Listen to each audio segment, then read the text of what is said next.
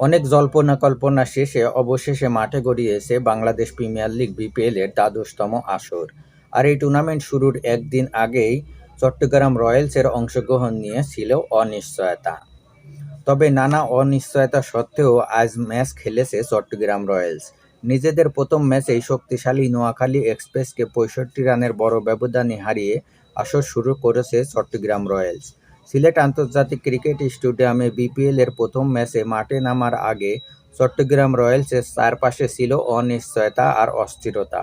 Tournament শুরুর ঠিক একদিন আগে ফ্র্যাঞ্চাইজিটির মালিকানা বদল, ম্যানেজমেন্টে বড় রদবদল, স্কোয়াডে বিদেশিদের সংখ্যা কম, সব মিলিয়ে দলটি কতটা প্রস্তুত ছিল তা নিয়ে প্রশ্ন ছিল ক্রিকেট মহলে।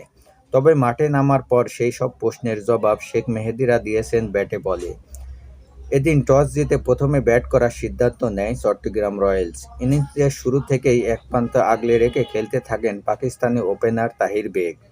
৬৯ বলের ইনিংসে ৭টি চার, ২টি ছক্কায় ৮০ রান করেন তিনি। মাঝে ১৩ বলে অধিনায়ক শেখ মেহেদীর ২৬ রানের ইনিংসে রানের গতি বাড়ে।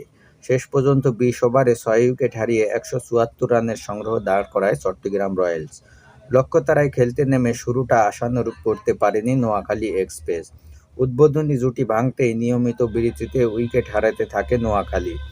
সর্বোচ্চ ২৭ বলে ৩৮ রানের ইনিংস খেলেন পাকিস্তানি অলরাউন্ডার সাজমা জাকাত। বড় লক্ষ্য তারায় ৩ জন ব্যাটারই শুধুমাত্র ২ অঙ্কের ঘরে পৌঁছাতে পারেন। শেষ পর্যন্ত ১৬ ওভার ৫ বলে মাত্র ১০৯ রানে গুটিয়ে যায় সৈকত জাকির আলীদের নোয়াখালী এক্সপ্রেস। ফলে ৬৫ রানের বিশাল জয় পায় চট্টগ্রাম রয়্যালস। বল হাতে চট্টগ্রামের জয়ের নায়ক অধিনায়ক শেখ মেহেদী। ৪ ওভারে ১৭ রান খরচায় ২ উইকেট নেন তিনি। এছাড়া তানভীর ইসলাম ৩টি ও ২টি করে উইকেট নেন শরীফুল ইসলাম ও মুফিদুল ইসলাম মুগ্ধ।